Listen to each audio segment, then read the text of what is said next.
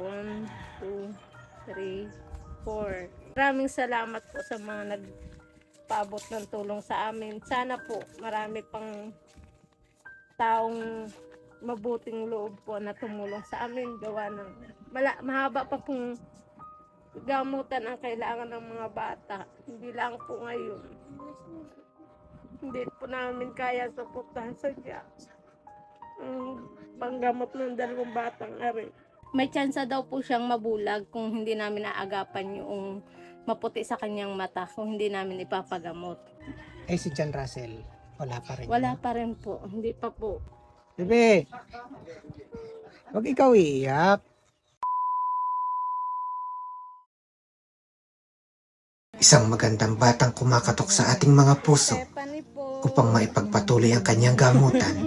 Stephanie! Isang kuyang dahil sa hirap ng buhay ay kailangan magparaya, kung kaya't hanggang ngayon ay di man lang nasusuri ang kanyang kalagayan. Kasi ang cerebral Mga batang humihingi ng tulong hindi para sa isang marangyang buhay, na pagka-cerebral. dahil sila'y lumalapit sa atin upang makapagpagamot at patuloy na sila'y mabuhay. Kami po ay lumalapit sa inyong may mga mabubuting puso. Nandito po, sana po matulungan ninyo kami, ang aming pong 2 anak. Nakangiti na ulit siya, no? John Russell. John Russell! Kilala mo pa ako? Tingnan mo si Stephanie, tumitingin din. Oh, nakakaramdam. Stephanie, baby. Hoy. Tumitingin din, oh, nakakaramdam. Hello, John Russell. Babangon ka? Dito ka, dito ka. Huwag ka nang bumangon. Mabangon ka ga? Mabangon ka? Ha? Mabangon? Payat-payat ng baby namin, oh. Iba-iba na nga ho. Tumatas na ngayon ang timbang niya. Nadagdagan ka agad. Opo. Nadadagdagan ng talagang ang langaw. Ano ba yung langaw mo, Nini? Stephanie, hindi talaga siya nakakakita. Hindi pa po. Pero parang nakakaninag naman po siya. Parang Kaya lang hindi lang siya marunong umintindi yata. Kasi sumusulyap Gawa siya, opo, eh. sumusulyap siya kung saan may liwanag. Stephanie! Uy, Kaya lang hindi niya talaga alam kung may tumatawag sa kanya. Gayon. Estepanya! Stefan niya. Uy! Banas. Diyan ako magaling, eh, sa pagsasabi na kung ano ng pangalan. Ikaw ba'y nakapagpa-check up? Nakapagpa-check up kami, kaya lang ang hindi namin nagawa noon ay yung po yung sa surgery gawa ng for schedule daw po ay hindi kami nakapagpa-schedule sa online, hindi kami makapasok. Tas ang schedule na nagpa-schedule po yan nung kami nagpa-check up ay pang June 7 po ang surgery. So, Tas- pag pinag-usapan yung surgery, anong ooperahin sa kanya? Hindi naman po operahan. Bali, i-check lang po yung tubo na nilagay sa kanya. Okay lang ba doon ka sa tabi ni Stephanie? Opo.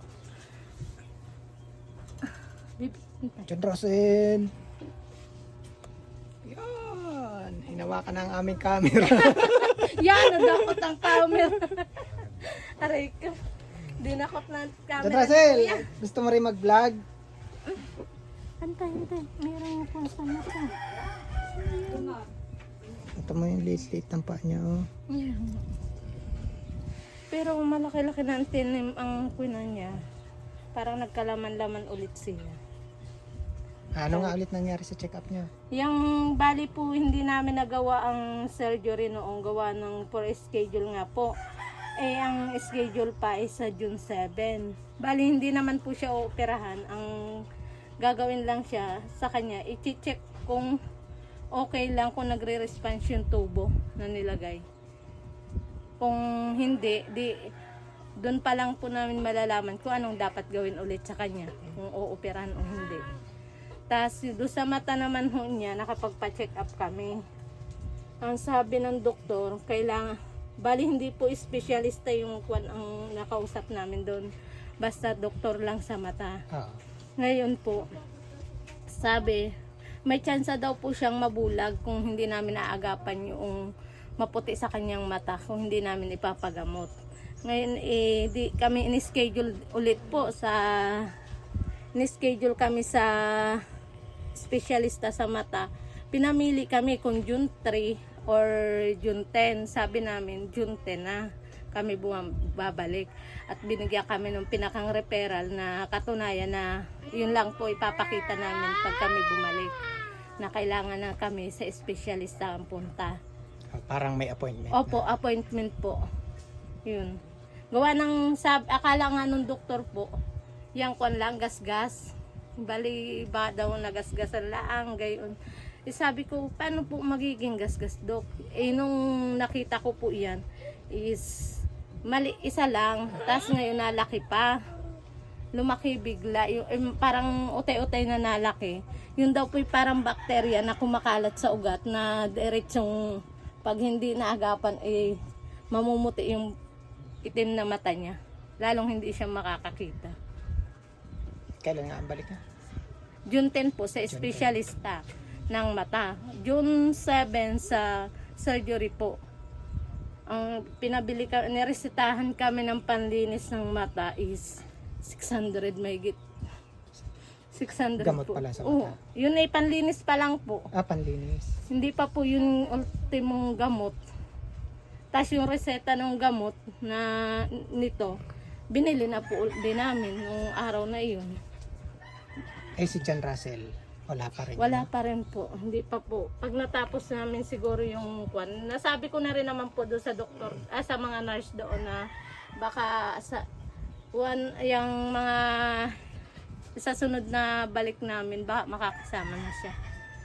Basta may makukuha lang kami sa sasakyan. Mahirap pag yung kuwan po Pag biyahe kami parehas may... Makukuha sa sasakyan o may makukuha pang gastos?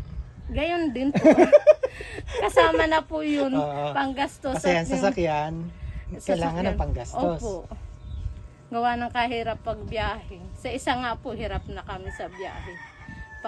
Paparon at pabalik. Tanungin muna natin si John Russell kung gusto niya pumunta ng ospital. Hi, John Russell! Ang dami na pala nasa likod ko. John Russell, oy! Papacheck up ka din, Papacheck up ka, bebe? Sasama ka sa amin, bebe? Papacheck up ikaw? Papacheck up ka na din?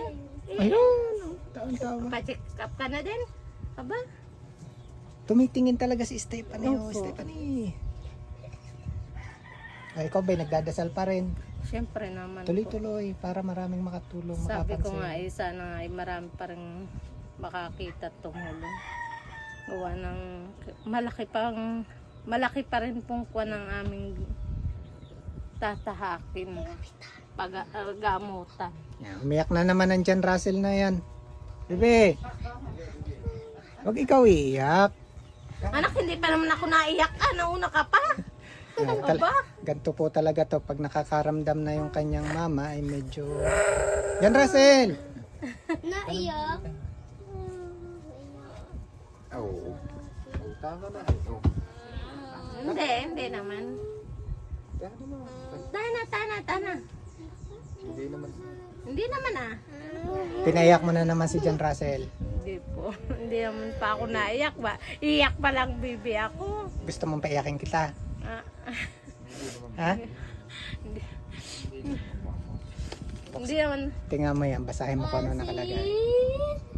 for Stefan. Lahat. Yeah.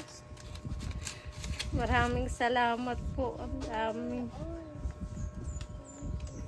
Yun anak. May panggastos ka na naman. Oh, para sa kapakanan ng mga nagbigay. Bilangin mo Salamat. na kung magkano yan. 1, 2, 3, 4. 4,800. 4,800. Bibi, maraming salamat po sa mga nagpaabot ng tulong sa amin. Sana po marami pang taong mabuting loob po na tumulong sa amin. Gawa ng mahaba pa pong gamutan ang kailangan ng mga bata. Hindi lang po ngayon. Hindi po namin kaya suportahan sa panggamot ng 2 batang ari. Sa pagkain lamang po nila ay Yun lang po ang kaya namin. Sa gamot, sa pampa-hospital, wala pa po kaming kakayahan sadya. Kaya isa pa lang po na aming dapapagamot. Ba't umiyak ka na? Inaiyak nga si John Russell. John Russell, dito ka na nga. Oh, hindi Bebe, na naiyak ka. si Mama. Be, din ka sa akin, Be. Be. Yung baby namin yan. Iyak na iyak. Yay. Oh, para hindi ka na umiyak. Oh. Yun. Yun. Ito daw, para sa inyo. Pambili ng gatas. Yan. Sabi, salamat po sa mga nagbigay. Oh, huwag nang iiyak ha. Huwag ka na daw iyak, ha? Tama si Stephanie nakikinig. Oh. Baby. Kuyam dito. Kuyam. Kaya mga kababayan, sa mga nais pa rin pong magpaabot, kung kayo gagamit ng account, again, wag niyong kalimutan yung maiksing message, ano? Lagyan niyo po ng for Stephanie. Yun po yung para, alam ko, yung matatanggap ko po yung para sa kanila. Tapos, yan. Bibi, sana sa sunod napunta namin ng Batangas, kasama ka na rin namin, ano? Para makita natin para malaman natin kung anong dapat gawin sa yabi. Ano? Uy, apa? Anong pakiramdam mo noon at kumpara ngayon? Diba? Ngayon po ikon na nababawasan yung sobrang stress na hindi ko alam kung saan kami kukuha ng aming gagastusin sa pagpapagamot sa kanya kay Nini. Ngayon nasusuportahan na namin ng ayos ang kanilang pangangailangan. Nararamdaman mo na ang pagmamahal ni God. Ano po, sadya napakabuti ni God lalo na sa nagtitiwala sa kanya. Ano ba? Papasalamat ulit tayo sa nagbigay ha. Tulad naman lagi ko sinasabi, may naibibigay ako dahil sa ating mga kababayan. So maraming pong salamat. Account number 9527-200-6783-100. At ito, from Ma'am Elvira Jose, 4,500. Yun po yung total of 4,800 para kay na Stephanie, para kay John Russell, at para kay Stephanie. Oh, nakikiramdam yan. Oh, masasabi mo sa kanila? Maraming salamat po sa kabutihang loob ninyo na ipinabot sa amin. Ito po tatanawin namin malaking utang na loob sa inyo. Hindi naman po kami makabigay ng makabawi sa inyo. Sigad na po ang bahalang magsukli sa inyo sa kabutihan ninyo. Maraming salamat po. Again mga kababayan, para higit po natin matulungan si Stephanie at si John Russell, mga kababayan, please share this video po.